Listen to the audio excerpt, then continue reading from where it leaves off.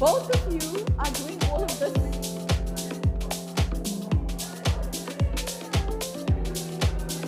I need sound, please.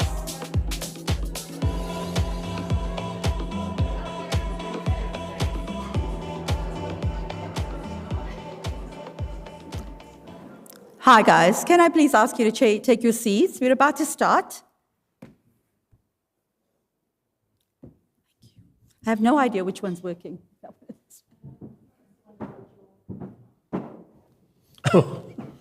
Only me too. You have to come up now.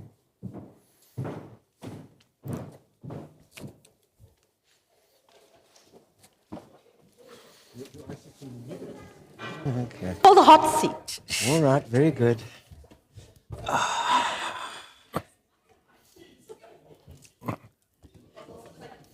Please, can I ask you to fill the seats from the front so that we...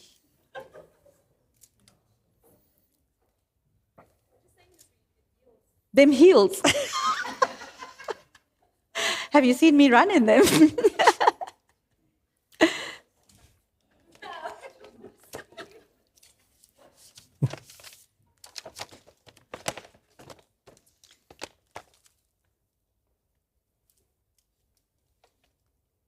So we've got a few minutes, just 2 minutes. Hopefully there's some last-minute people coming through.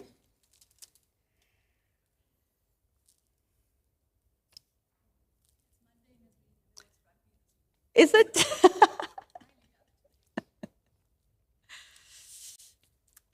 All right, then we'll make a start. I mean, we are a few minutes early. I want to wish you a warm Cape Town welcome, Judge. You are based here, so I guess I should say a Johannesburg welcome. But good afternoon, ladies and gentlemen. It is my absolute privilege to welcome you here, to introduce Judge Dennis Martin Davis. I wouldn't want to miss out the Martin.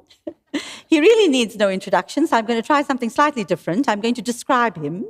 I would call him an activist, an academic, an author, an advocate, an award-winning TV celebrity, a professor of law, a judge of the High Court of South Africa, a judge president of the Competition Appeal Court, chair of the Davis Tax Committee, a giant in so many fields, a fearless, outspoken critic of the government pre-1994 and post-1994 where it was needed, and retired but still working hard at SARS, trying to build capacity.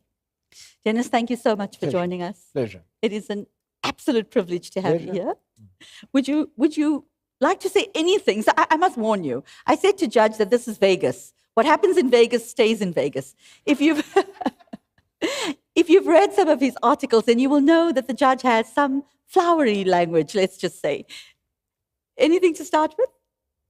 Well, I'm very pleased to be here because, as I indicated when we chatted, I mean, I started my career at the Old Mutual, which is, what had happened to me was that when I graduated at the end of 1975, I wanted to go to study overseas. And in those days, I think articles paid 100 rands a month. It was pretty pathetic, legal articles. And there was a job, noticed that there were jobs advertised at the Old Mutual. Turned out, I think that the job that was actually advertised was sort of a branch manager or assistant manager, and they wanted people with degrees. So I dutifully came along and was interviewed by somebody's name I can't remember. And they said to me that I was too qualified for the job. Seemed a pretty depressing thought when you want your first job. And but then this individual said, actually, we are looking for what they called legal assistance in the area of estate planning. And as I indicated to you, I was then ushered down that corridor in the old building that looked very much like a corridor in Groote Schuur Hospital. Nothing's changed much. I thought like suddenly I'd been moved into Stalinist Russia.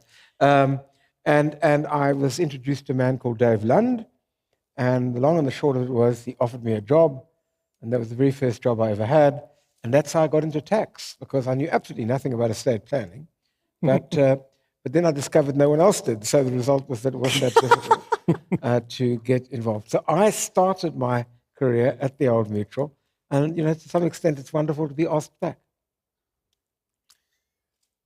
Judge, when I first met you, you were a professor, I think, Yes. at UCT. In fact, we worked out before we started that Judge probably lectured me, and I do recall him lecturing me in 1981. There was a commercial law B course that was on offer at the time, and I remember that I didn't do very well in it. So, Judge, how have you made the transition from being a professor, to becoming a judge? And has that, or both of those sort of passions of yours? So how have you made that transition? Oh, well, that's a good question. I mean, in many ways, it goes back to the point I made to Nazreen, was that because I'd spent about a year and a half at the Old Mutual, I got a job at UCT because I didn't have anybody to teach tax. And at that point, a year and a half at the Old Mutual actually was a bloody good training, to be perfectly honest, because I had to start training the legal representatives in various forms of estate planning and basic tax, much of which I might add was in Afrikaans. So I went to all these strange rural places, and I had learned, my Afrikaans wasn't particularly brilliant, but I managed to blunder way through. But I did learn the trick, which is to have good jokes in Afrikaans, because that meant that the makelaars liked that very much, and even if they didn't think I was talking any sense, at least they laughed at my jokes, and that was good enough. So what happened to me was when I get to to UCT, yes, I did teach the commercial students, but by and large, I was teaching tax. And as a result of that, within a few years, I started appearing in the tax court. Because in those days, you didn't need to do pupillage to be an advocate. You simply were admitted after your LLB degree.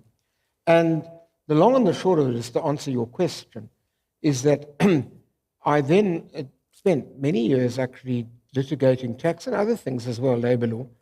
And I became a judge because in 1998, in fact earlier, Ismail Mohammed, who was the Chief Justice of South Africa, and who was a very close friend of mine, wanted me to become a judge. And I know, and it was pretty obvious why. If you think back to the dawn of democracy, the judiciary was exclusively white and male, well, except one or two exceptions.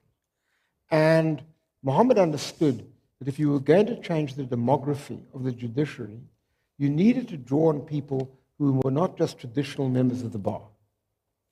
So the question is, why do you take a white guy to do that? Well, because I'd essentially predominantly been an academic who'd practiced on part-time, and he felt I could do the job. Once you had one guy in who'd come from academic life, you could get more. And many of them were black academics, and therefore that's how he thought you could start drawing on a pool of people to make the judiciary more representative. And so to answer your question, no, it comes with great difficulty, because when I started as a judge, there were vast areas of law I didn't know nothing about, because my practice was essentially tax, labor law, and constitutional law. Anything else I knew nothing. So you really learnt on the job, which is not a good thing to do. Dennis, I'm going to take liberties. So I'm warning you. Didn't expect that you wouldn't. Thank you so much. Thank you so much. I appreciate that. That gives me the liberty to actually go ahead. So yeah.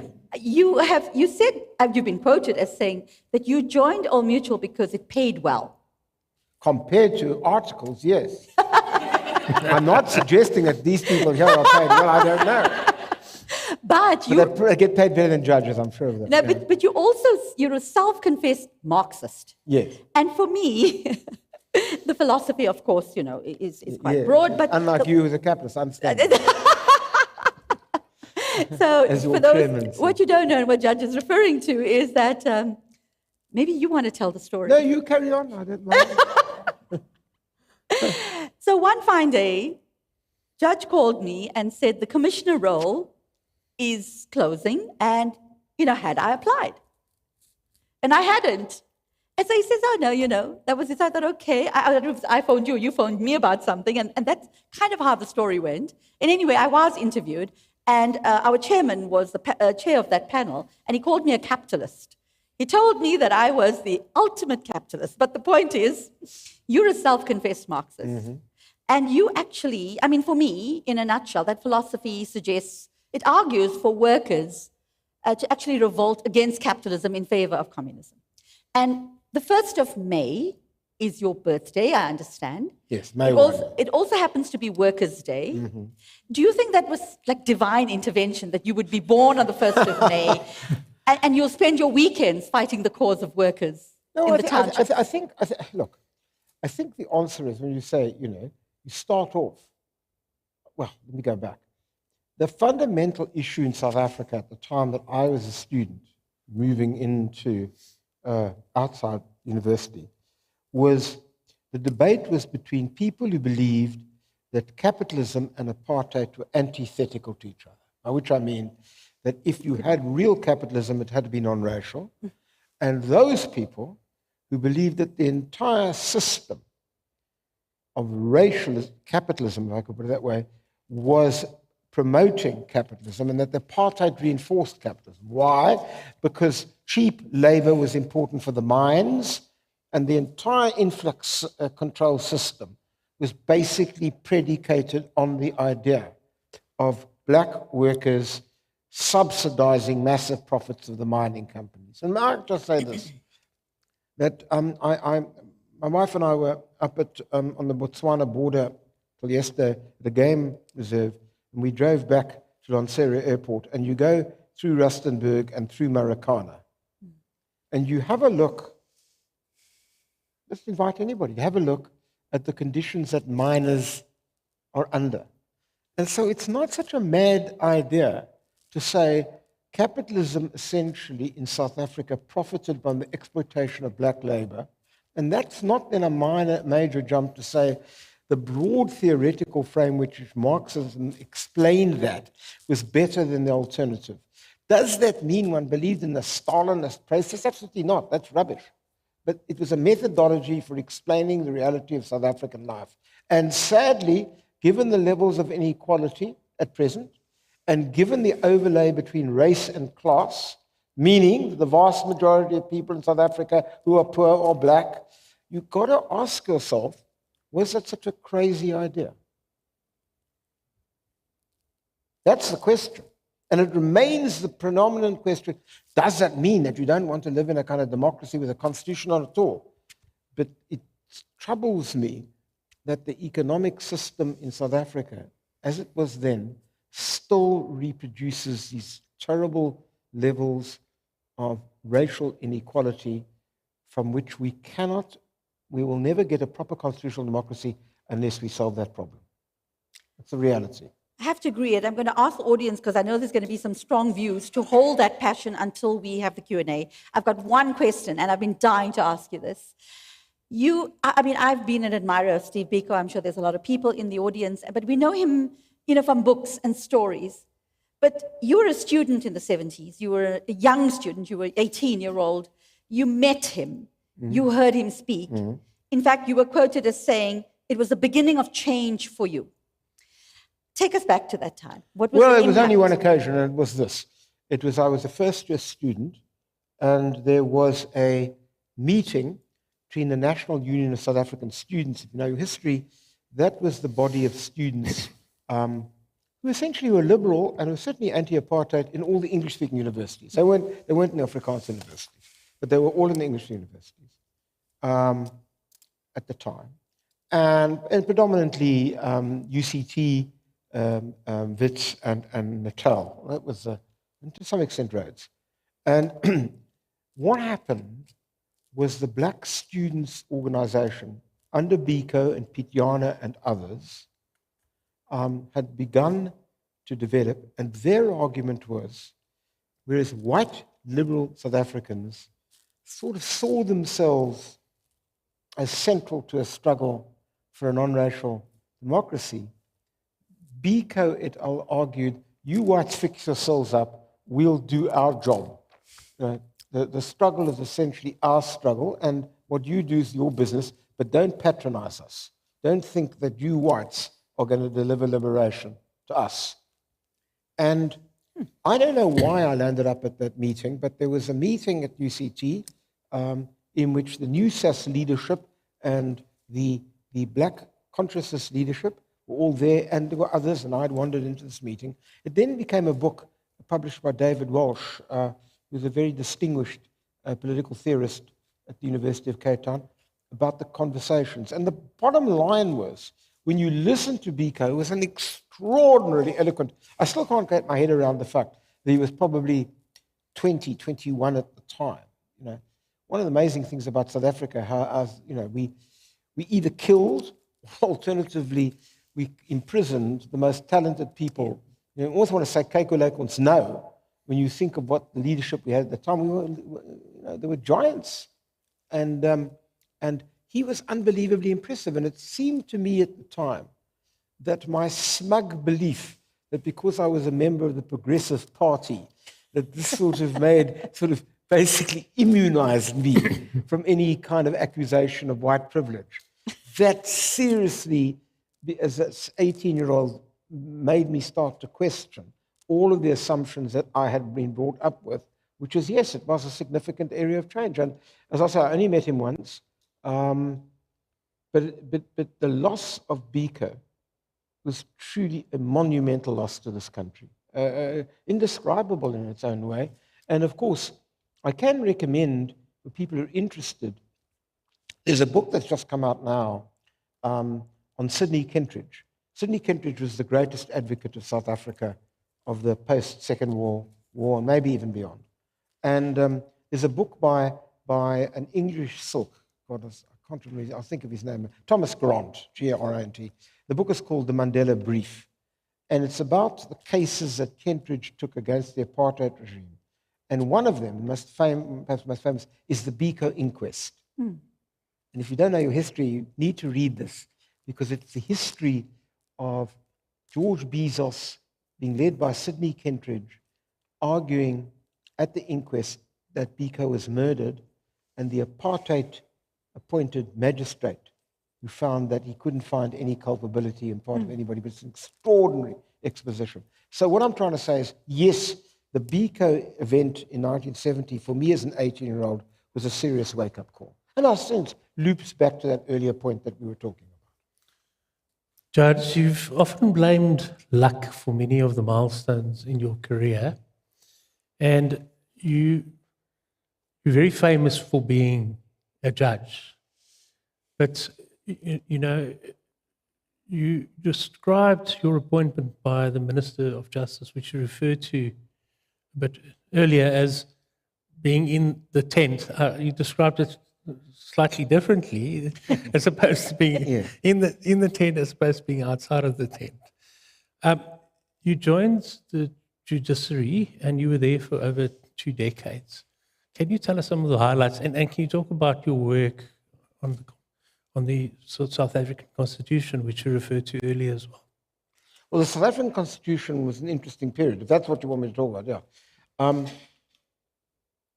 Remember what happens is that the clerk makes this unexpected announcement in 1990. All of a sudden, everybody now is free, and we start what was an extraordinary event. When I think about it, it was like the country was almost like a political seminar. Those of us who were privileged enough to be living at that time as adults, you know, it was just amazing the extent to which everything was up for grabs and you could debate these issues. And what occurred was that it was decided that we all went to this ridiculous place called the World Trade Center, an awful building next to the airport. It's a tragedy. If they wanted to fly a plane into a building, it would be better there than the one that they did. I mean, awful place. And in fact, you may recall that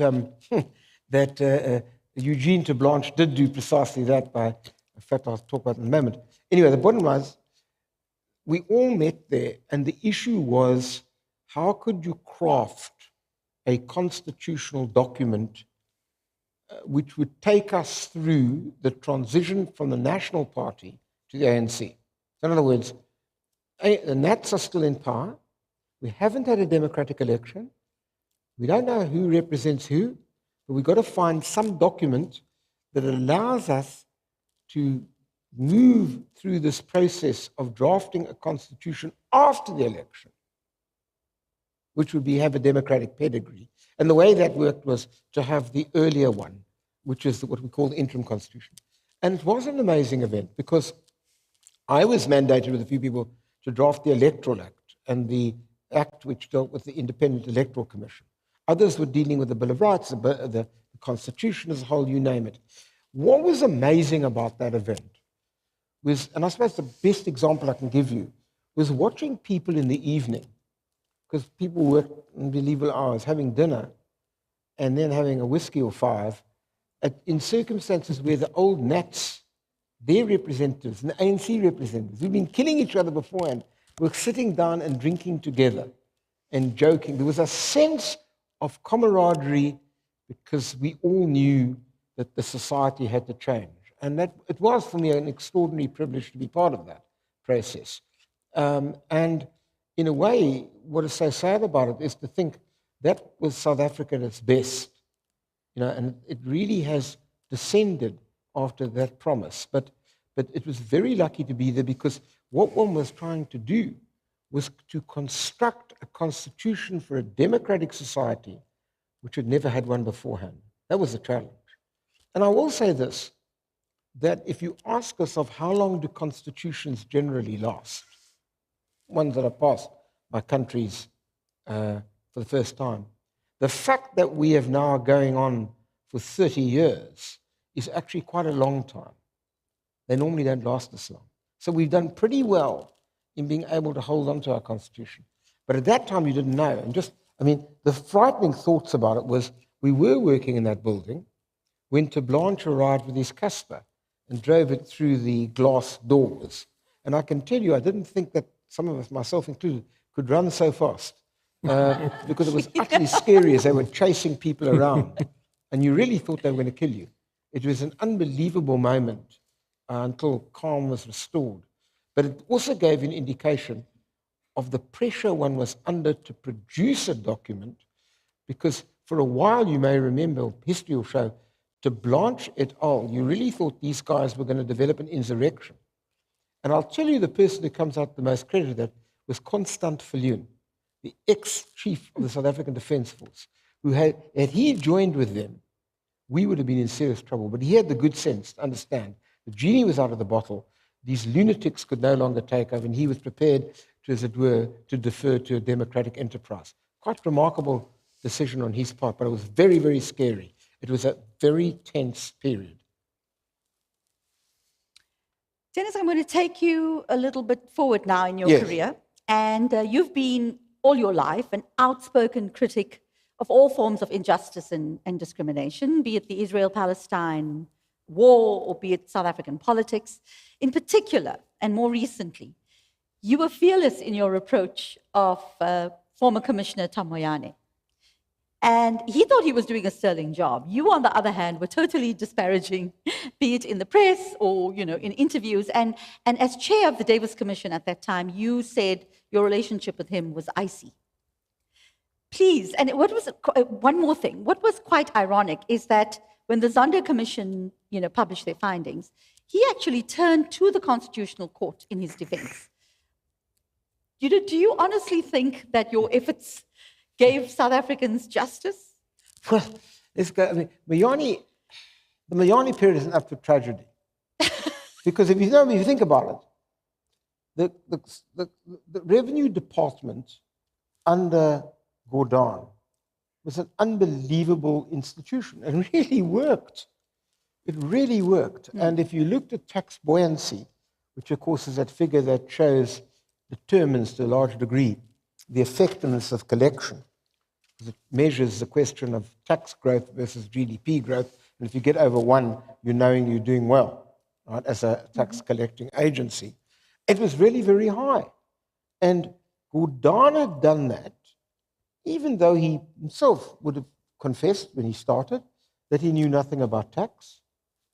But he consulted widely, as a result of which You know, the best example I can give you of how good it was at the time was some of you who are in the tax field for some while may remember there was an extraordinary person, you will remember, in the tax area called Kwesi Low. Kwesi Low was the repository of all knowledge at SARS, right? Amazing man who had started off as a kind of 18-year-old in the Belleville tax office, the lowest possible rate, landed up by being the guy who knew everything about the system.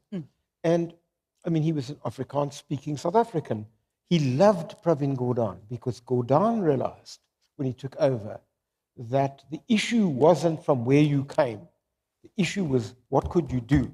Absolutely. And he recognized the excellence of Kwesi Low. And Kwesi Low and people like that remained on in SARS. They were dedicated institution, was extraordinary. Along comes Moyane. And we now know through the Nugent Commission that his entire enterprise was to destroy the institution, to allow rent-seeking and rent capture to take place. Unbelievably tragic.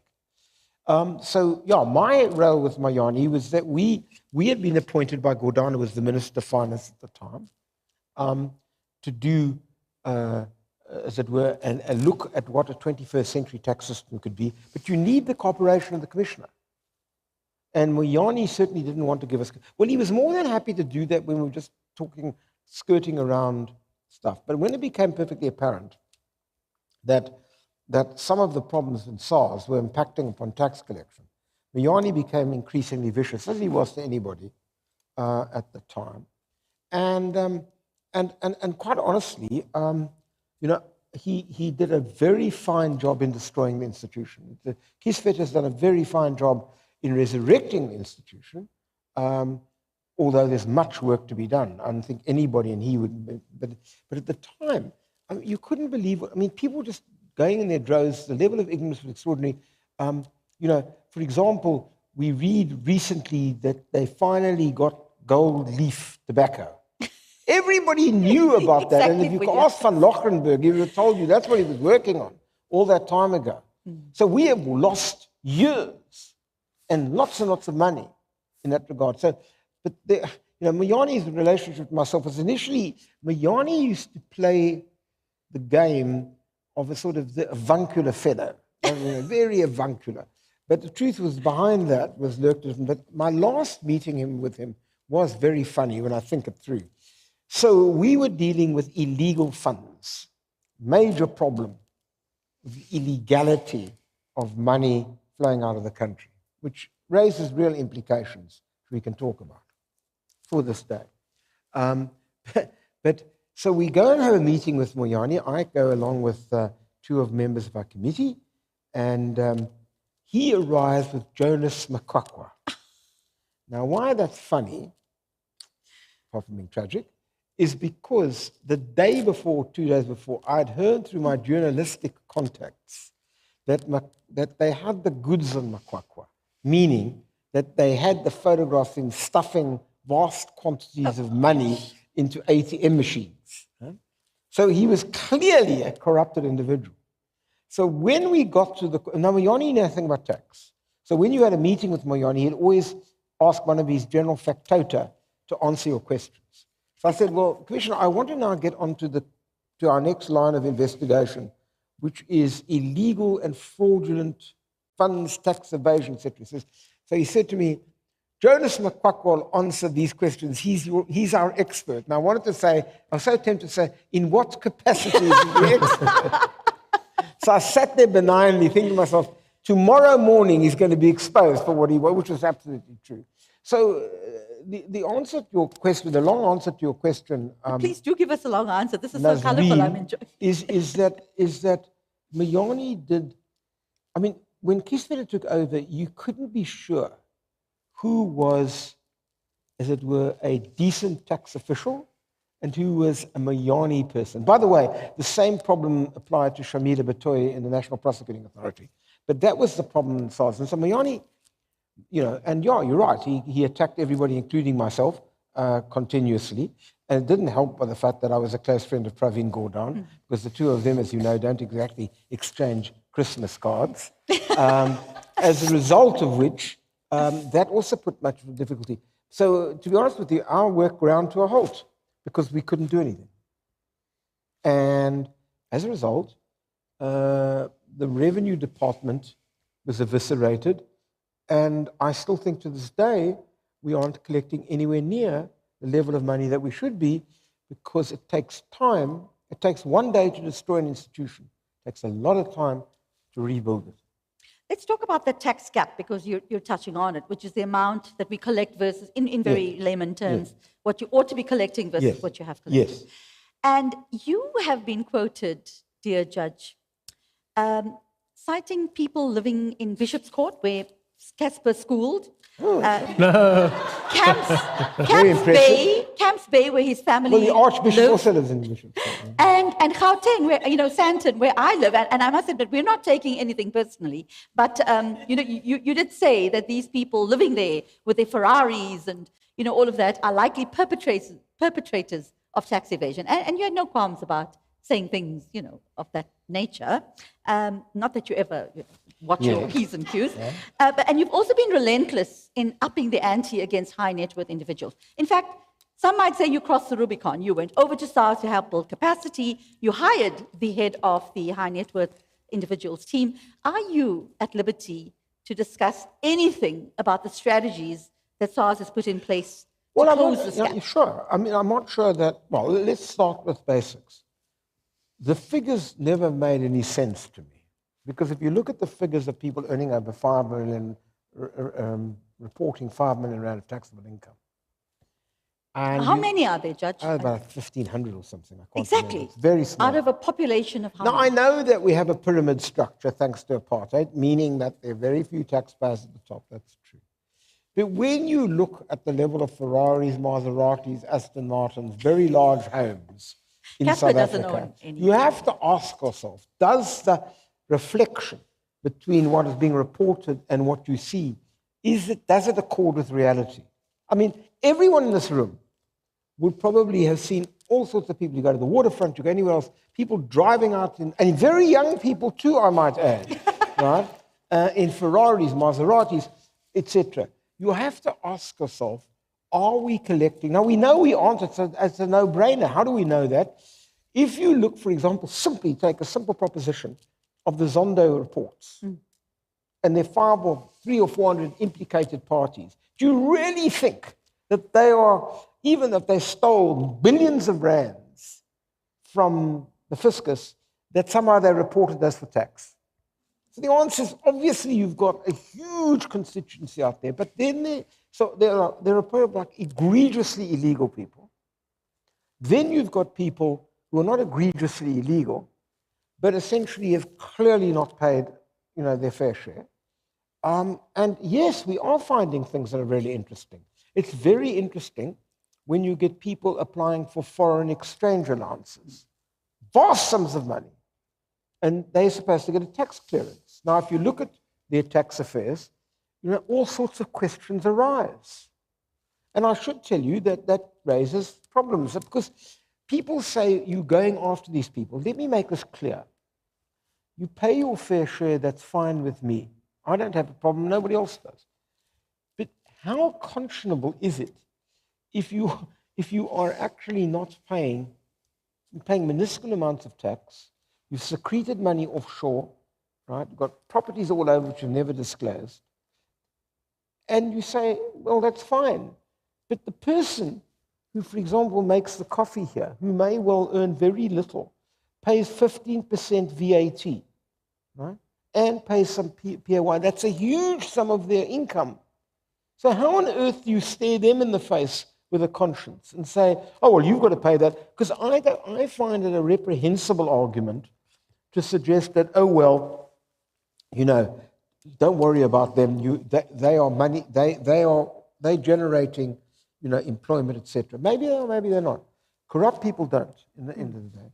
So all one's asking for, Nazreen, is can we close the gap?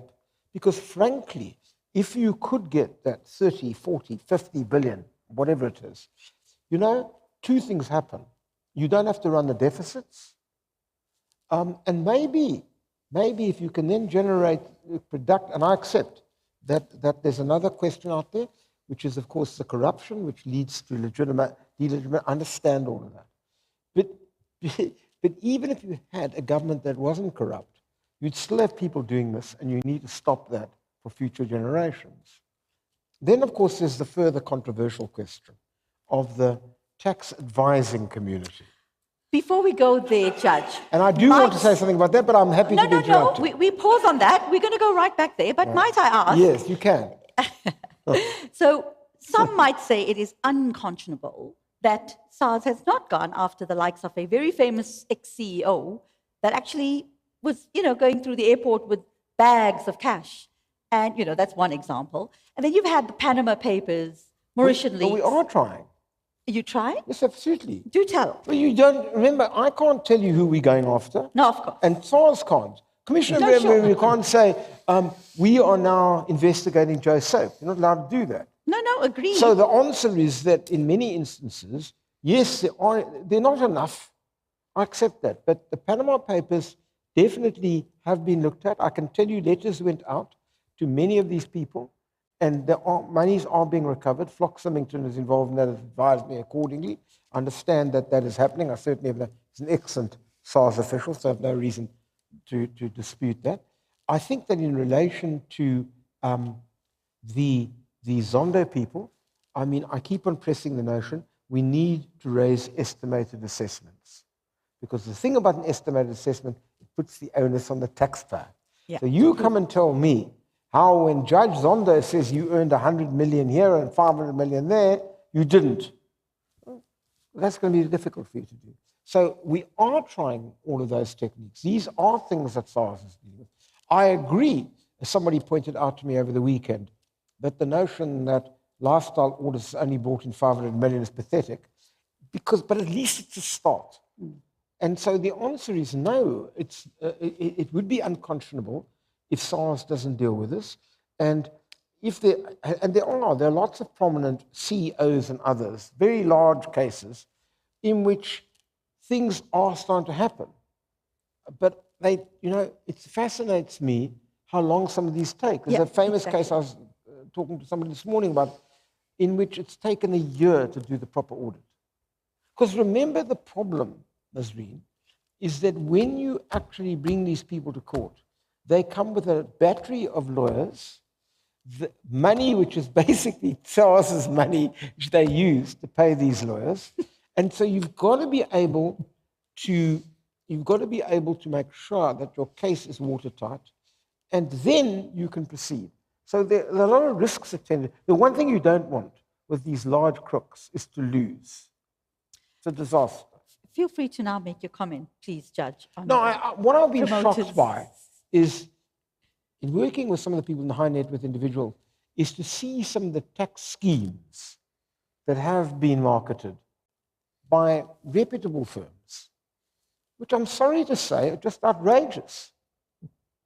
I spoke to the British tax authorities about this. I said, well, how do you deal with this? Oh, they say we call them in. And we say to the large firms, we know about what you're doing. If you carry on like this, we'll have to take serious action against you. And it works. And I think that's what we should be doing. Scare tactics? Sorry? Scare tactics, is that it? No, I think we should be, well, it's not scare tactics. It's saying, I know, here's the scheme. It was marketed by your firm. And each case, 5-6 million fees. We know that too. Right? And of course, you're making no reference to the fact now, that I accept, you see, now can I say the following? If you've got an opinion from 1, 2, or 3, about 3 or 4 people in this country, sadly, you got one of them, then that's fine. Because sadly, if you just didn't say sadly. Well, it's sadly because most of the people giving tax advice are not very good, I'm sorry to tell you. No, they're not. I grew up in the days of Dave Meyerowitz. Of course. I went to Dave Meyerowitz, you got an opinion, and he knew what he was talking about. Peter Solomon. You go to Peter Solomon. Peter Solomon is a very, very brilliant tax person. But I'm saying that's not the quality of... No, I have to agree with you. That's what I'm trying to say. And might I add that you're one of the few judges that I am aware that actually knows tax law. Yeah, well, thank you. Well, that's why next week I'm trying to teach the judges about tax. We're running a course. But the point I'm simply making is, it's the same thing with banks. Now, I'm not saying one or other bank, but tell me the following. If you take Gold Leaf, it could have only happened because somebody in Sasfin was facilitating the flow. How does that happen? How does the money doesn't go out of the country, just boom. Somebody in that bank, maybe a low life, maybe not. It's all, of course, it's never anybody high up. They all use what I call the Mr. Faulty defense. Those of you who know Faulty Towers know that there was a Manuel, and Manuel says, I know nothing, Mr. Faulty, and that's what no one knows anything. But low down, there's always people they claim were corrupt.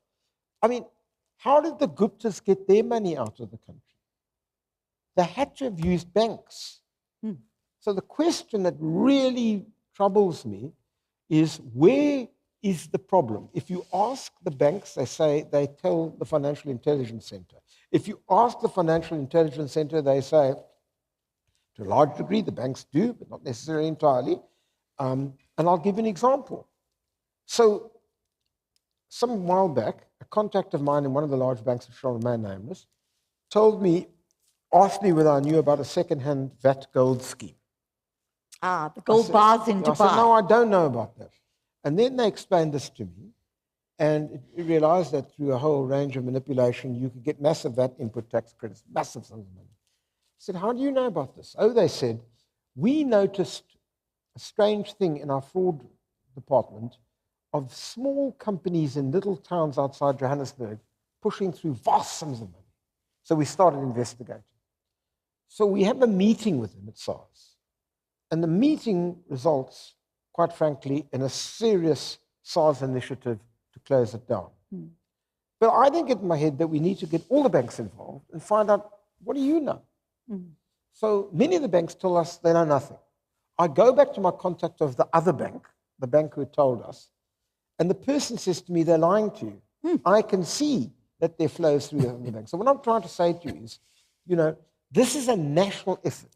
Everybody's got to make their effort, and it's not just SARS. SARS on its own will never be able to do the tax gap. The tax advising community, the banking institution, the Financial Intelligence Center, the Reserve Bank have all got to come to the party. And unless you do that, you won't close the tax gap. It's as simple as that. Casper's dying to ask you a question. I just know it. Yeah. Dennis, you are not only a tax expert, you are also the judge president of the Competition Appeal Court. I was. You were? I retired from that department because if you ask a question about it, I have to be careful what I say. Okay, so I was just going to ask, you've seen the press, there was a raid on all the insurance companies. If you were still in your old position, how do you approach something that could continue for 5, 6, 7, 8 years? Do you stay away? Do you keep up to speed? You mean what's just happened to you, Lord? Yeah, it happens to all the insurance companies. Is it in that position? Is it something that how do you manage? So you mean, sorry, I just want to get this clear. Are you talking about the recent raids on the recent raids? Yeah. Okay, well, I mean, frankly, I don't understand those recent raids for a whole range of reasons. Because you are being recorded, Judge. I must. No, I'm fine. I'm not going to adjudicate a case of this particular kind. They may have their reasons, but I haven't read them. What I'm trying to say is, you would think ostensibly that every insurance company would want to know what premiums, etc., are charged by their competitors, so that you're not out of kilter. That's the competitive market. You want symmetrical information, because if you have asymmetrical information, you place at a massive disadvantage compared to your competitors. So the notion that you all know what each other are doing, and ultimately there's a sense in which perhaps certain discount more, less, etc., doesn't seem to be anything other than the ordinary workings of a competitive market.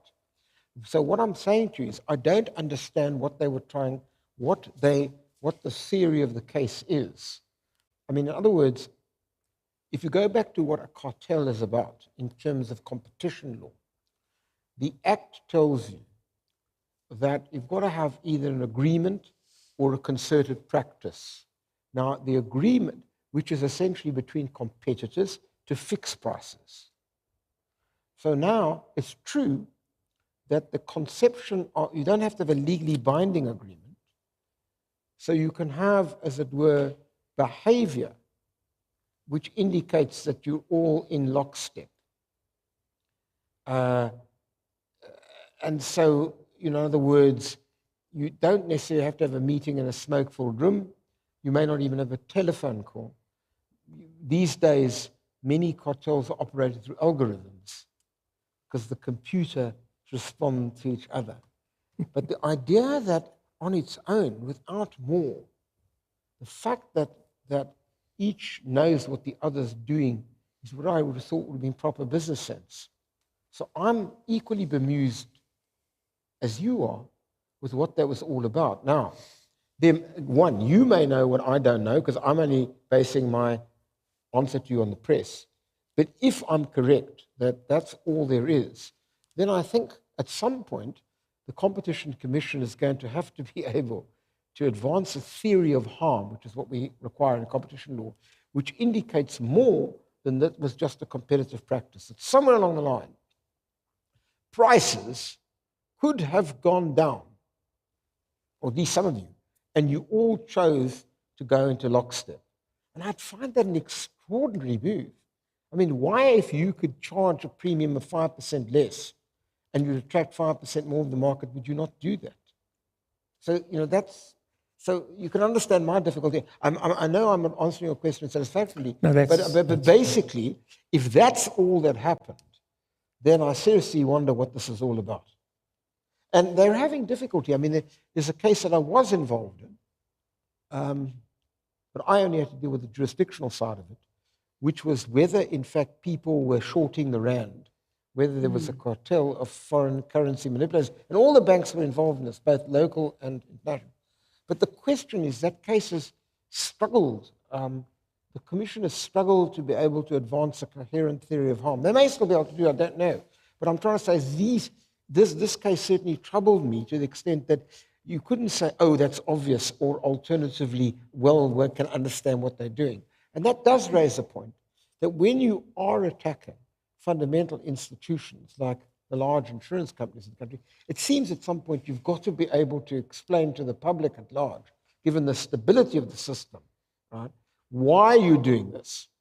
And then the public can say, or at least experts could translate to the public, aha, now I understand. But my answer to you at the moment is, on the available evidence, I honestly haven't the slightest idea how they can prove their case.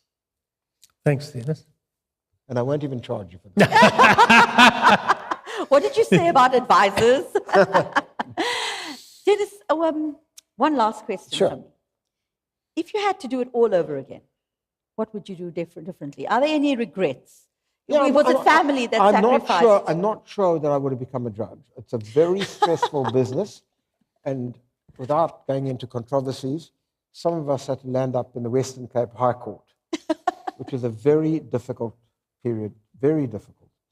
In my case, I had made the decision that I did not want to live in Bloemfontein, which meant that although I acted in the Supreme Court of Appeal, I never wanted to go there.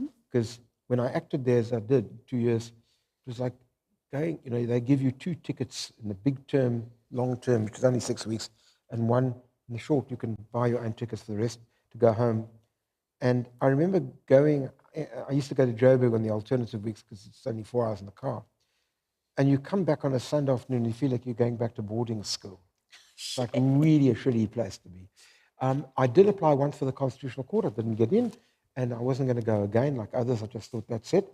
And that meant I was essentially, in most of my career, in the Western Cape High Court, which started off marvelously because we had a judge president called Gerald Friedman who was truly brilliant and was my mentor. But unfortunately, things changed. And I can't advise people today in all conscience to say, yes, you should take an appointment. And I find that a tragic comment to make because we need a very vibrant judiciary. It is a stressful job on any base. People don't realize. Let me give you an example of what the most stressful thing is. Most stressful isn't a constitutional case, tax case. But basically, most of these are about money. And, okay, it's important. I'll tell you the most important thing is when you have to deal with custody cases and children. These are indescribably difficult Because what makes me wiser about your children than you? And I always used to say to people, I have enough difficulty with my own 2 children, that I have to deal with yours makes it even more problematic. And so, but you're having to make a decision. Does the wife get custody? Does the husband get custody? How does this all work? And you get these tragic cases where, under enormously acrimonious circumstances, very often a wife, not always, but wife would say, he molests the child. Oh. And then you say, but this has been investigated by 3 psychiatrists. They can't find any evidence. No. And you think, well, what if the psychiatrists are wrong? How do you deal with this? And so what I'm trying to say is I think it's a pretty traumatic job at the best of times. And given the stresses of working in the Western Cape High Court, I'm not sure that I wasn't quite happily carry on in my university career, and I was doing Future Imperfect at the time, which I gave up for a number of years before I came back to do this program. And I was perfectly happy doing that. But, I think life is about, you go down one path and you can't really retrace your footsteps. You just have to accept that and make the best of it that you can. Some of us would say we plan and God plans, and God is the best of planners. Yeah, that's true too. Please, last absolute bloody final question from my part, just using your language, because you did say, I have to say, Judges described himself as an SHIT stirrer at some point. So, we're going to just ask one question about the children. You mentioned them. Are they following in your footsteps? Unfortunately, they are, and that's with great regret. Both of them are doing law. I found that my daughter's doing a doctorate in England, but she was actually very good at art, and I really wanted to carry on, but she insisted that wasn't for her. He has just clerked at the Constitutional Court, my son. Oh, wow. And he had gotten to do his PhD in philosophy at Oxford, and then decided there was no money in philosophy and came back to law, and that infuriated his father. But there we are. You can never guarantee what your children are going to do. Did you not recommend he come to Old Mutual because it paid so well? Probably better than Judges, as I keep on saying. On that note, Judge, I want to open the floor for questioning. We are bang smash on time. You've been a fabulous panelist, or, I'll open the floor now for any comments or questions. And please, Justin, you've got Johannesburg online, so just shout it out. Do you have a question, Petra? Anybody in Johannesburg? Yes, we have actually received a question. Please, Justin, you could ask. So the question comes from Sibukazi Swana, and her question is, what happens to the tax paid on monies that later get recouped from the corrupt individuals? What happens to the monies recouped from corrupt individuals? Well, they're supposed to go straight back to the South African Revenue Fund in the ordinary course. And of course, assuming that you were able to recoup significant sums, I mean, it makes a massive difference to base your shortfall and your deficit from when you do the budget. And it does something else, I think. It creates a greater legitimacy in the tax system, which hopefully means more people will then start complying. But it goes straight back in the revenue fund, together with the interest, which essentially is often more than the tax itself, given the amount of evasion that has taken place.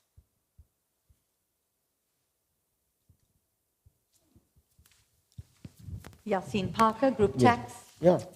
Please introduce yourself, as you said. Hi, I'm Yassine Parker, and I'm in Nasrin's team in the Group Finance tax reporting.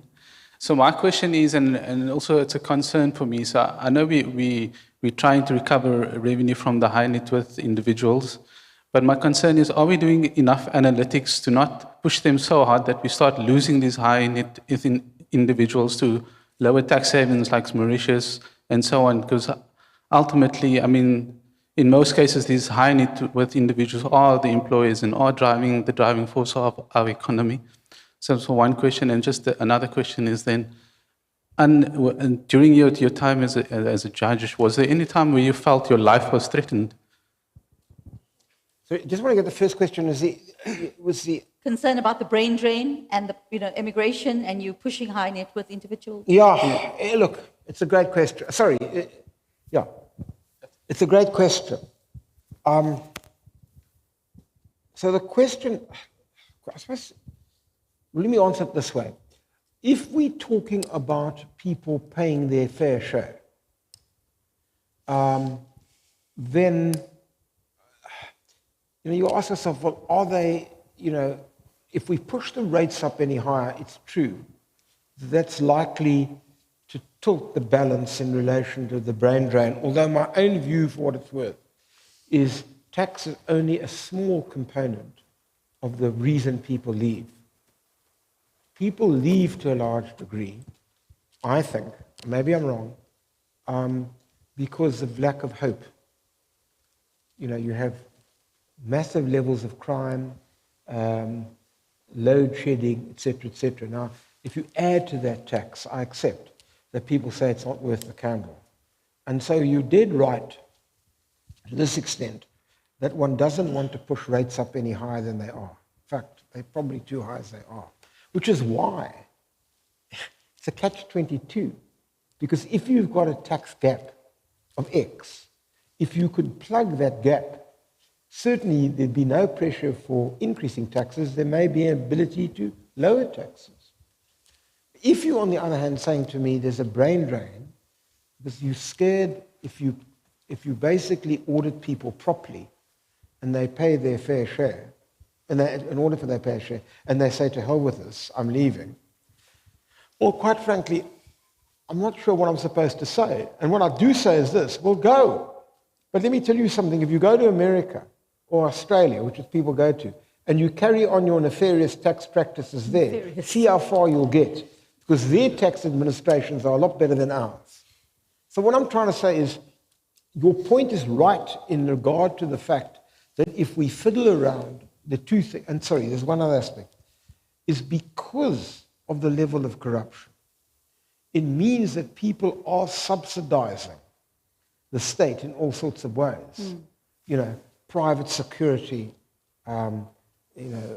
generators and inverters, greater degree of private schooling, private healthcare, all that sort of stuff. Now, there I agree. I think that we get to a point where there's a time bomb, which is that people are going to say it's not worth the candle.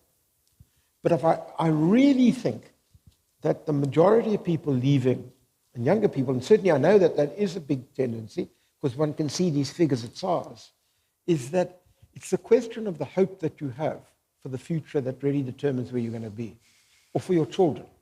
And so I think tax is a component, but I always find it a difficult issue to deal with, saying, well, if you tax me fairly, I'm going to leave the country.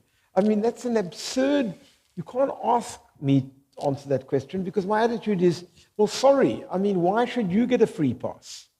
Does that mean that Mr. Dlamini, earning a few hundred rands a month, says, I'm not going to pay my VAT, otherwise I'll go back to where, some other country? The answer is, he's got no choice, got to pay, or she's got to pay.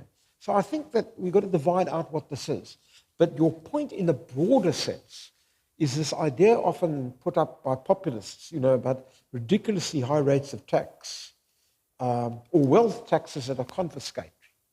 So if you have a wealth tax, the reason why wealth taxes don't bring in lots of money is because if you have the tax, and I don't need to tell people as financially literate as you, if you put the rate at, say, 6 or 7%, effectively it's confiscatory because you get no return. Because the entire return that you're getting on your capital is taxed. So you're getting naught or even minus return. That's confiscation. So generally speaking, wealth taxes have to be leveled at, say, 1 or 2% maximum. But then they don't bring in a lot of money. But when you start raising these questions and saying, we'll have a wealth tax at 5 or 6 or 7%, well, the answer is yes, and people will leave. And that would be a stupid policy. I mean, there's clearly a point where you get a resistance to high tax rates, that we've reached that level. But part of the problem isn't the fact that the rates are high, which they are. It's that the money doesn't go to where it's supposed to go. which doesn't give us the security we require. And so it's a complete, so one has to look at this holistically. So I'm not rubbishing your question at all, to the contrary, but I would like to make those distinctions in answering the question. May I ask if you agree with Tom Piketty, the economist, on his book on capital in the 21st century or whatever it was, where he argued that as long as the rate of return on capital is higher than the economic growth rate, you will have the gap between the haves and not haves expanding. And so you're making a point on that aspect, but there's a lot sitting with government to actually sustain economic growth rate, which doesn't happen. Well, so you've got a double-edged sword. Governments don't generate economic growth directly. No, indirectly. And in by fact, the biggest facilitating. problem we have in South Africa at present is we've got this vast public sector gobbles up vast sums of your budget, right? And then still wants increases above the inflation rate. But the point is, what governments do is create the infrastructure by which the economy can grow. And you can't grow an economy when we keep on having load shedding, and you can't grow an economy when you don't have ports and roads which are not working, and you can't have an economy that works if your public health sector doesn't deliver, etc. So and the tragedy is, we all know this. It's interesting. I was doing a television program which comes out this week with Darby Root and Raj Abedian, and I was doing it because I wanted to get two different sides. So we have this program for half an hour. After 20 minutes, I stop them and I say, I've got two economists here who basically give advice all over the country, and both of you are telling me it's not an economic problem, it's a political problem. Right? In other words, they both were agreeing and saying, well, it's got nothing to do with economics, because the answer is, unless you've got a political solution to the problem, you don't have a state which produces the infrastructure which allows for the foundation for growth. And quite frankly, whether your rate of return is high and your growth rate it means to some extent that your inequality will go up, but your poverty may not. Because let me give an example. If you had a return on capital of 7 and you had a growth rate of 5, you would be redressing inequality on the 5. Because if South Africa was growing at 5%, we wouldn't, number one, we could lower our tax rates, because the amount of money, additional money you get is extraordinary. And secondly, with a 5% growth rate, to reduce unemployment, or at least get people into the informal sector in a real way, and a whole range of other consequences occur. What you can't have is what we've got at the moment, which is, firstly, last quarter the GDP went down, which is unbelievable, and secondly, you can't limp along at 1.2%. I mean, every year they have the budget speeches, and I say to myself, there's only one figure that you've got to ask yourself, and that is, what's their projected growth rate? And the projected growth is never more than 2, never, right? And that's generally optimistic. So how on earth are you going to redress those problems of that kind? That's your difficulty. Thank you. Are there any? Please. So, yes, so there was a second part to the question. Oh, what was the second part? Was your part? life threatened at any point? Sorry? Was your life or your family threatened? Yes, in the 80s, yes. Certainly I had my motor car burned twice, and there were lots of threatening phone calls, and I was detained once. But compared to what the vast majority of people who struggled under apartheid were, mine was pretty incidental. But the answer is, but by the way, that's an interesting question from a slightly different point of view. Because what intrigues me is why people are so scared to speak out now. I understand. If you're white and you speak out, you're accused of being a racist. If you're black and you speak out, you're accused of being an Uncle Tom or an Auntie Tom. Coconut. Right? Oh, yes, exactly. And I think to myself, okay, that's shit. It's like, to put it crudely, it's a really lousy thing to happen.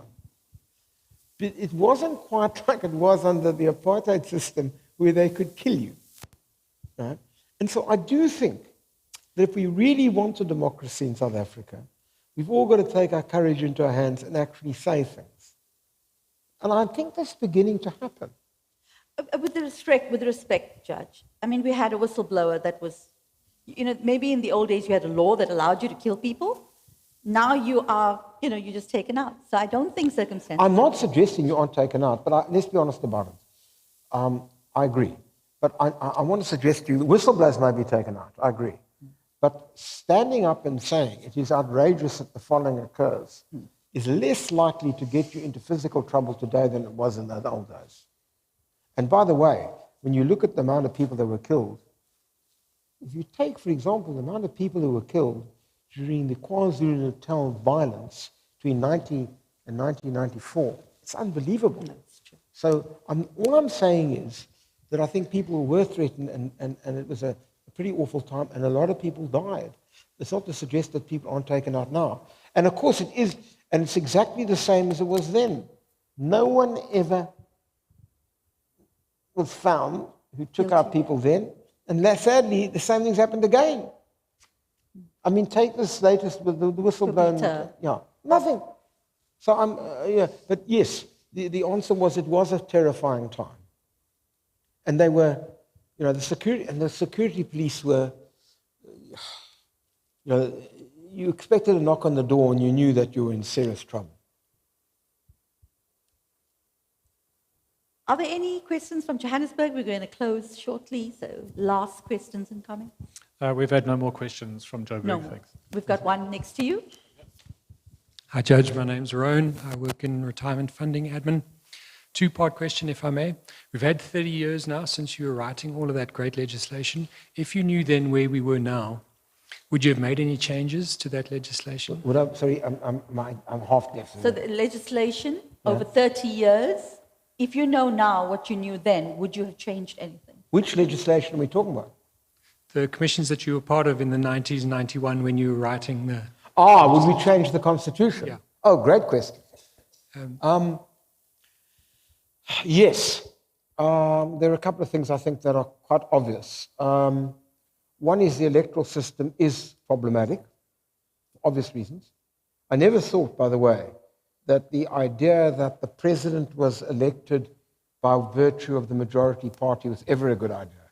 I always thought that we combined the kind of Westminster prime minister system with a kind of presidential system, meaning that the leader of the largest party becomes the prime minister, or if you're in England, you just require 160,000 people to vote for somebody who's half brain dead, and then they become the prime minister, which makes me feel quite superior about our own part of it. But I always thought that was a problem, and that we should actually elect the presidents directly.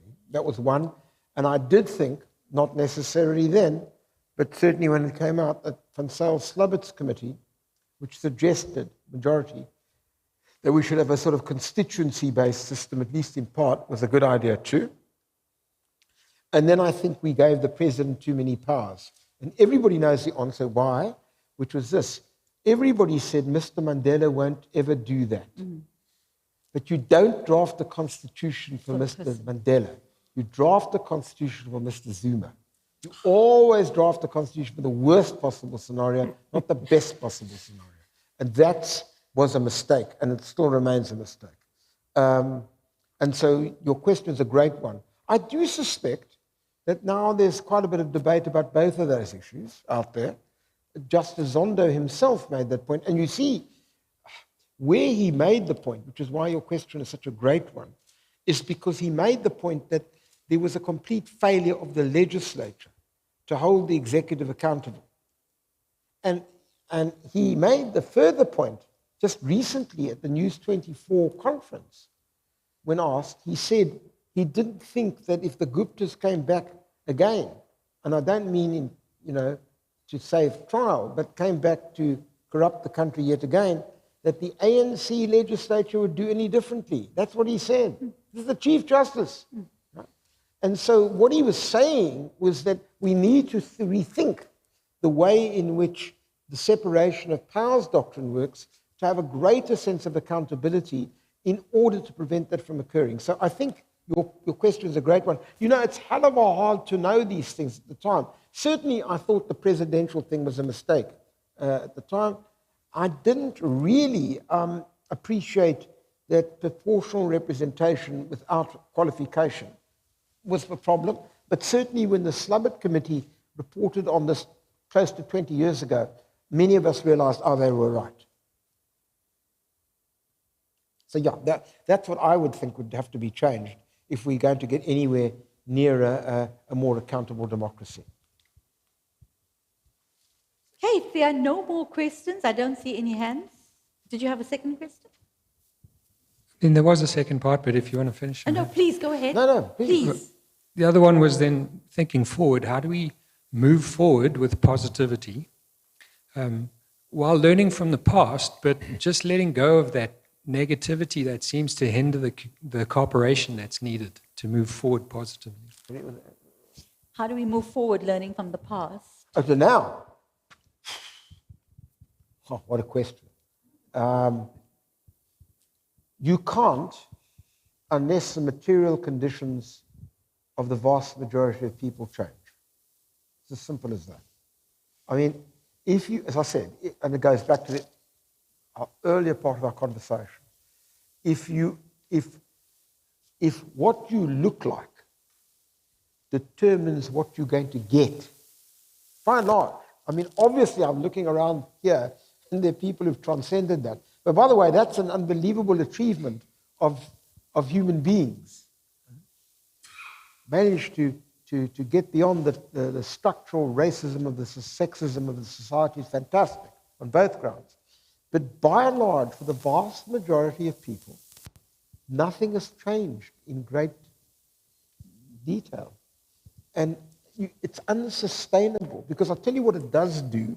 It allows people of the populist political ilk to really talk nonsense to ordinary people who are desperate. And we've seen the consequences right across the world. And so democracy right across the world is in terrible threat because, in a sense, these kinds of conditions prevail. So the first thing you've got to do in South Africa is the sense is, I accept we will have inequality here for a very long time to come.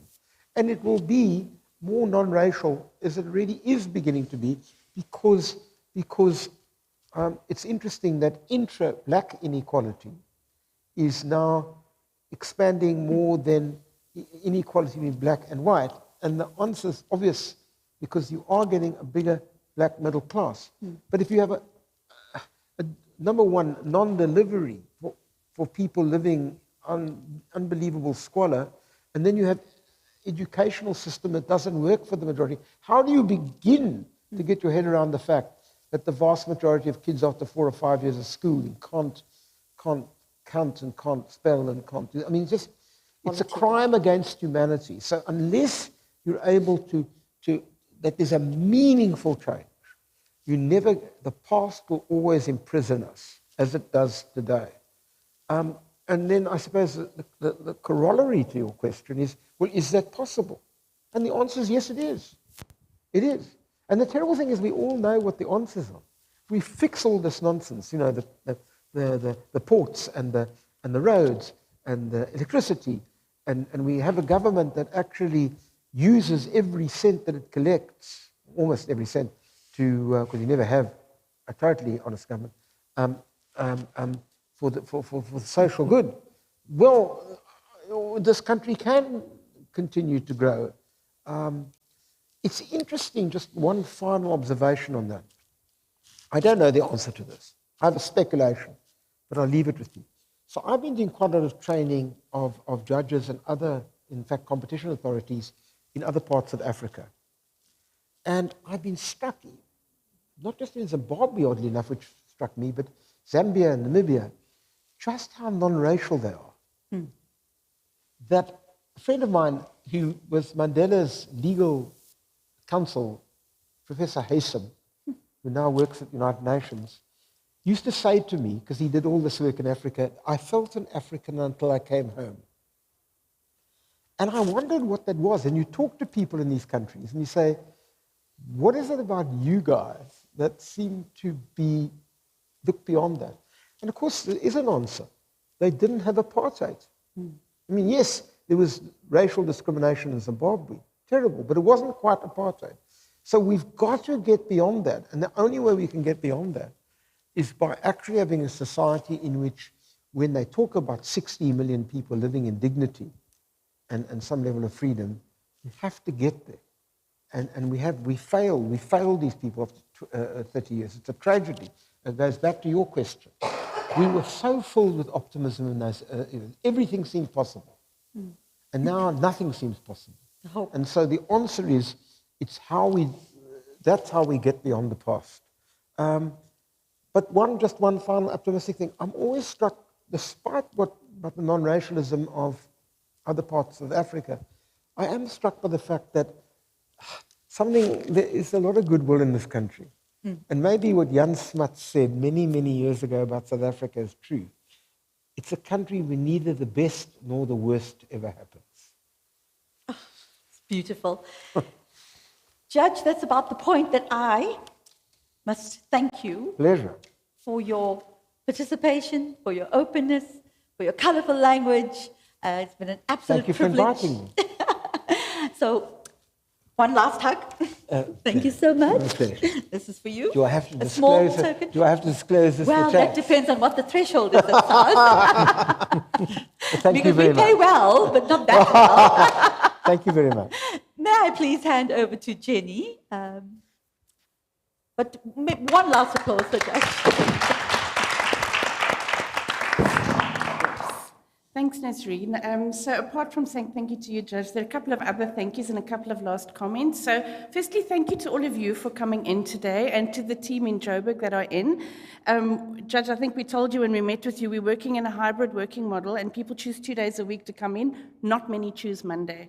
So we are very grateful for the people who came in person to be here on Monday to attend the session. And Casper and Nazreen, when you started the Calibre, the CA Libre community, you really are following through. You're at all our sessions, you're hosting things, and you know, in our social media campaign, we said Calibre is about where passion meets purpose.